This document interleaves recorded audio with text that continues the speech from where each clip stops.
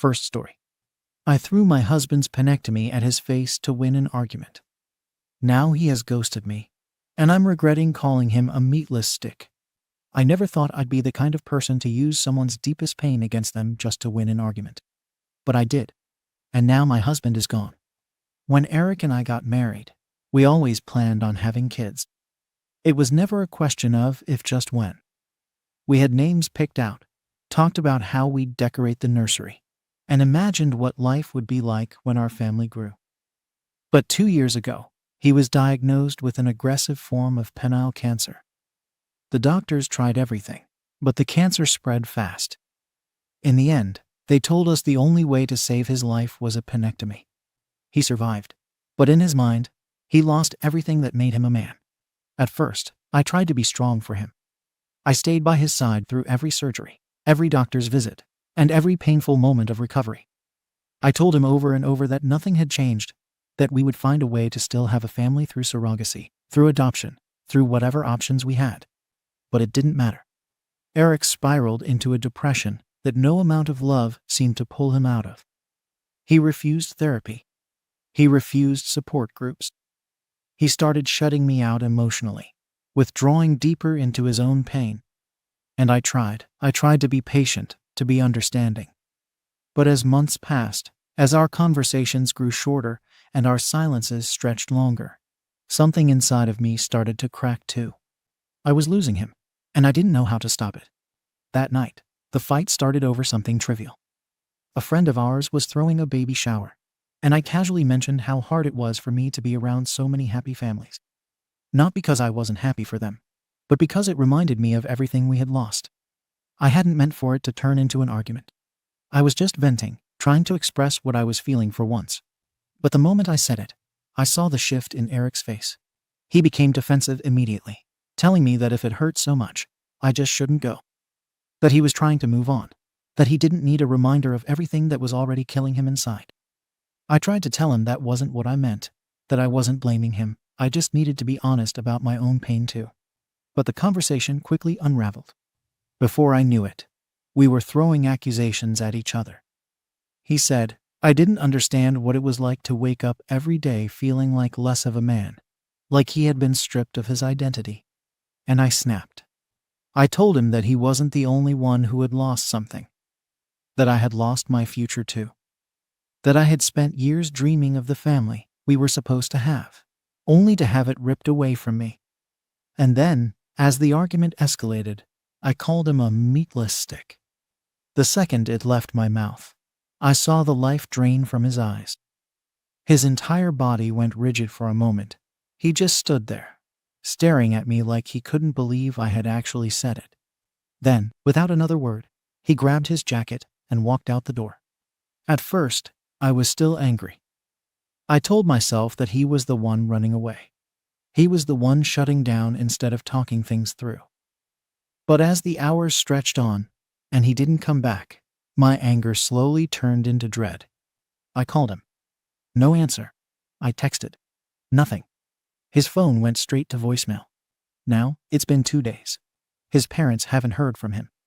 His sister, who he's always been close to, only told me that he needs space before hanging up. None of our mutual friends know where he is. It's like he's just vanished. And I don't know what to do. Yesterday, in a moment of desperation, I confided in my best friends, Lisa and Jen. I needed someone to talk to, someone who wasn't Eric, because right now, my problem is Eric. I told them everything. How exhausted I was. How lonely I felt. How I wasn't sure if I could keep living in a marriage where I constantly had to tiptoe around his pain, while mine was ignored. I even admitted, though I barely wanted to say the words out loud, that I had thought about leaving. Lisa told me maybe I should leave. That I had already sacrificed so much, and I deserved to be happy. Jen agreed, saying that I couldn't be expected to spend the rest of my life carrying his grief along with my own. Hearing them say it out loud made my stomach twist, because part of me had already thought about it. I love Eric, but I also want a family. I want a future that doesn't feel like I'm constantly mourning something we'll never have. And the truth is, sometimes I don't know if love is enough. Lisa must have seen my hesitation because she sighed and told me that I needed to think about what I wanted for once. And maybe she was right. Maybe I should think about my own happiness. But now, after what I said to Eric, maybe he's already made that choice for me. I've barely slept. Every time I close my eyes, I see the look on his face when I said those words. That crushed, defeated expression.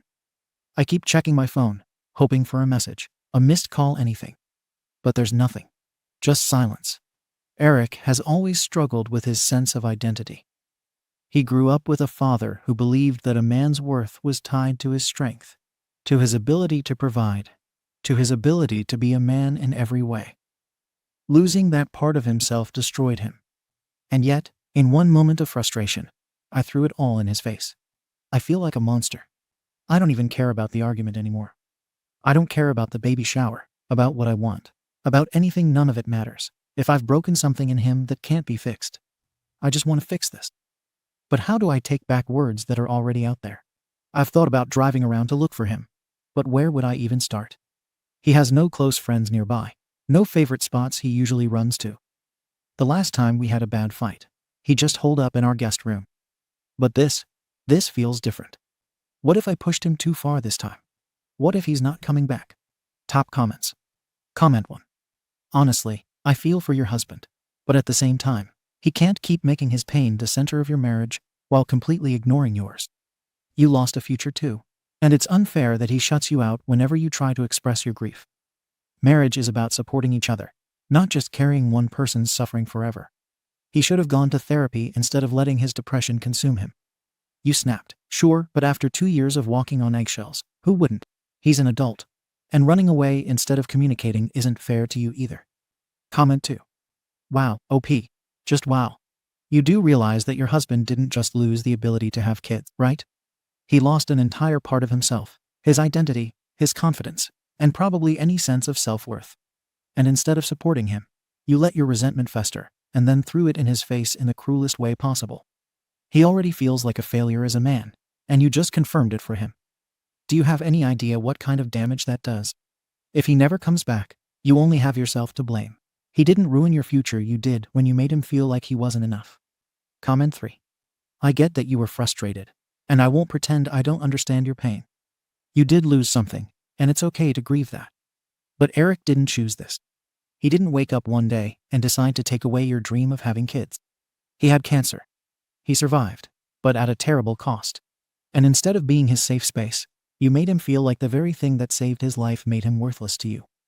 I'm not saying you don't deserve happiness, but you do owe him an apology whether he comes back or not. You need to figure out if you actually love him, or if you're just mourning the life you wanted. Second story. Entitled Mum Kicked Me Out and Abandoned Me for Her New Family. I got sod, survived on ends meet, and now, 16 years later, I am rebuilding my life. My mum came back, barged into my house, and demanded my money, claiming I owed it to her. I lost it. For some background, my mom remarried when I was 7. My stepdad never saw me as anything other than an inconvenient reminder that my mother had a life before him. He didn't outright hit me at first, he just ignored me, treated me like I didn't exist, while he and my mom built their real family together. Once my younger siblings were born, I became even more of an outsider. I wasn't included in family outings. I wasn't given new clothes or presents on Christmas. I was just there. And then, once I turned 18, I wasn't even that. They kicked me out with $60 in food stamps, a garbage bag of secondhand clothes, and a figure it out. Then they moved to another state. I had no one. My friends were all going off to college, and I was completely alone. What followed was years of struggling. I was homeless. I got into drugs, both using and dealing. I ran with dangerous people, had firearms pulled on me, and spent nights hiding from the police. I got pregnant by my dealer, he bailed, obviously. I managed to get myself into a shelter, put my son up for adoption with a wonderful family, and then clawed my way back to something resembling stability. I ended up in an abusive marriage because, of course, my taste in men at that point was terrible. Left that. Started over again. At 24, I moved to Oregon. I put myself through school while working crappy jobs, earned my degree in finance, and landed a job at a top tech firm. Now, at 33, I make close to 6 figures, have an amazing husband, a beautiful home, 2 sweet cats, and a baby bunny that loves to cause chaos. For the first time in my life, I'm truly happy. And then yesterday happened. I was home alone, expecting a package. So when the doorbell rang, I didn't think twice about answering. But it wasn't my package. It was my mother. I think my brain short-circuited. I hadn't seen her in over a decade. She looked older, of course, but her face was the same. That same calculated expression, the one she always had before she asked for something. She smiled at me like we were best friends reuniting after years apart. Like she hadn't thrown me out like trash when I was barely an adult. Before I could even process what was happening, she waltzed into my house, making herself comfortable. Looking around, taking everything in. She made small talk, commenting on how nice my home was and how proud she was of me. As if she had anything to do with the life I built. Then, of course, came the real reason she was here. Apparently, things haven't been easy for her and my stepdad. Money is tight. My siblings are struggling. My brother lost his job. My sister still lives at home. And oh, wouldn't it be wonderful if the family could come together in times like this? Then she said it. She told me I owed it to them. Because they raised me. Because they put a roof over my head and fed me. I stared at her for a long time, just processing. Every SHTTY memory. Every night I cried myself to sleep as a kid. Every time I was blamed for something I didn't do. Every moment of struggling to survive on the streets. Every person who had put a firearm in my face while I was running drugs just to eat. And she had the audacity to sit there and act like I owed her something.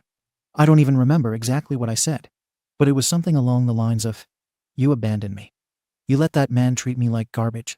You made it clear I wasn't part of your family. And now that you need money, suddenly I am." She had the nerve to act offended. Started talking about family sticking together and how I was being selfish. I told her to leave. She got angry and said I was being ungrateful, that she was my mother, that I wouldn't even have this life if not for her. That's when I laughed. Because, seriously, if I had stayed under their roof, if I had been the good little forgotten daughter, I would probably be stuck in that same dead-end town, living paycheck to paycheck, never knowing that life could be better. I told her again to get out. She stood there for a moment, like she thought I was bluffing. Then she muttered something under her breath, probably an insult, knowing her, and stormed out. I locked the door behind her and just stood there, shaking. Not from fear, but from rage. I thought I had moved on. I thought I was past all of this. But seeing her again, hearing her try to rewrite history like I was some rebellious daughter who had just lost touch, it brought everything back. She didn't come here to reconnect. She didn't come here because she missed me. She came because she saw I was successful and thought she could cash in. I haven't told my husband yet. He was at work when it happened, and I don't even know how to begin explaining it. He knows the basics of my past, but not everything. I've never wanted to burden him with it. But now I feel like I have to tell him. Because I have a sinking feeling this isn't over. Edit. Thank you all for the support. I'm still trying to process everything, but I'll update once I talk to my husband. Right now, I just feel exhausted, but also relieved. Because no matter what she tries, I know I'll never let her back in. Comments. Comment 1. NTA. She didn't show up to reconnect, she showed up with her hands out. The fact that she acted like she did nothing wrong is infuriating. I had a similar situation with my father, who abandoned me as a kid, but suddenly wanted a relationship when he found out I had a good job. These kinds of people don't change. They just come back when it benefits them. You did the right thing shutting her down. Protect your peace. Comment 2. I get why you're upset, and I don't blame you for not wanting to help them. But at the same time, at least she showed up. She could have ignored you forever. Maybe she feels guilty and just doesn't know how to say it. I'm not saying you owe them anything, but maybe hearing her out fully would have given you more closure. Just my 2 cents. Update. I wish I could say things got better after my last post, but they didn't. They got worse. Much worse. I thought I had finally put my past behind me. I thought my mother showing up was the worst of it, but I had no idea how deep their entitlement ran. And worst of all, I thought my husband was my safe place. I thought I could count on him. I was wrong. After my mother's surprise visit, I told my husband everything. He already knew the broad strokes of my past, but I finally sat down and told him all of it. The nights I went to sleep hungry because my stepfather would forget to get food for me. The bruises, the insults, the way I was shoved out of their lives the second I turned 18. The years I spent clawing my way back up from rock bottom. He held me through it. He kissed my forehead, promised I wasn't alone, that we were a team, and we'd get through this together. I actually believed him. When I told him I was worried my family wasn't done with me, that they might try to retaliate, he reassured me. He said he'd protect me, that nothing they did could ever shake us, that he wasn't going anywhere. And then the vandalism happened. I woke up to the sound of shattering glass. A loud, gut-wrenching crash, followed by another. My stomach dropped as I sat up, my heart already racing. Before I could even react, my husband bolted upright beside me, breathing heavily. He kept asking what was happening. What was that sound? I grabbed my phone and pulled up the security camera feed. 2 men were in our driveway, throwing rocks at our house. One of them had a baseball bat. He swung it hard against the windscreen of my car, shattering it completely. The other hurled another rock at the house, cracking one of the front windows. I barely had time to process any of it before my husband started panicking. His breathing got shallow, his hands shaking. He kept repeating, oh my God, what do we do?" over and over. I realized he was having a full-blown panic attack. I didn't have time for this. I grabbed his face, tried to ground him, and made him breathe with me while keeping one eye on the security feed. I had to be the calm one. I had to fix this. Once he was steady enough, I called 911. I told them exactly what was happening. That 2 men were actively destroying my property. The dispatcher assured me police were already on their way. Meanwhile, my husband was still frozen. He didn't try to comfort me. He didn't try to protect me. He just sat there, gripping the edge of the bed, breathing like he might pass out. The second they heard sirens, they tried to run, but they were too slow. Police arrived, tackled them a few blocks away, and arrested them. I was the one who had to go outside, shaking but standing firm, to speak to the officers. I was the one who handed over the security footage, showing everything in clear, undeniable detail. My husband? He stayed inside. I didn't even realize how deeply that hurt me until later. At first, he seemed supportive. He hugged me when I came back inside, helped me clean up the glass, told me everything would be okay. But something shifted. The next day, he barely spoke to me. Kept pacing, checking his phone, avoiding eye contact. Then, he told me he needed to talk. He sat me down, wouldn't meet my eyes, and said he needed space. That he wasn't prepared for this kind of violence and chaos. That he needed time to think. I was stunned. This was the same man who had held me 2 nights ago, promising he'd stand by me, who said I'd never have to face my past alone. And now? Now he was saying this was too much for him. I reminded him that he knew my past. He knew everything before he ever married me. His excuse? It's different when it's actually happening. That's when I knew. He was a coward. I wanted to scream, to break something, to demand how he could abandon me when I needed him most. But instead, I just sat there, numb. Then he said he needed to leave for a while. I asked if he was ending our marriage. He wouldn't answer. He just kept saying he needed space. And then, he packed a bag and left, leaving me alone. Then my parents showed up, again. I hadn't even had time to process my husband walking out on me before my doorbell rang. I checked my cameras. It was my mother and stepfather. Of course, it was. I stepped outside, blocking the door so they couldn't force their way in. My mother was already crying, saying I had no right to have my brothers arrested. My stepfather stood beside her, furious, acting like I had personally betrayed them. Yep, those 2 men were my half-brothers. I couldn't recognize them, it was dark, and they were wearing masks. But even if I had known the outcome might be the same, I would have called the cops. They called me spiteful, cruel, and ungrateful. Said I was taking revenge on them by wrongfully accusing my brothers. I barely even heard them. All I kept thinking was, I don't even know these people anymore. I told them flat out that their sons destroyed my property, and I had security footage to prove it. That they were grown men who made their own choices. My stepfather started getting aggressive, his voice rising, his body tense. So, I did what I should have done years ago. I pulled out my phone and called the police. Again. That shut them up real quick. My mother started with the fake tears. My stepfather grumbled something under his breath, and then just like before they left, I spent the next day talking to my lawyer. I filed for a restraining order against my entire family. I filed for damages for my car and home. And now, I'm standing at another crossroad. My house is damaged. My car is wrecked. My half-brothers are in jail. My mother and stepfather are furious. And my husband walked out on me because he needed time. I always knew my family would try to ruin me. I just never expected my own husband to abandon me when things got tough. And honestly, maybe I should thank him. Because if he couldn't handle one hard situation, if he couldn't stand beside me when it actually mattered, then I don't want him.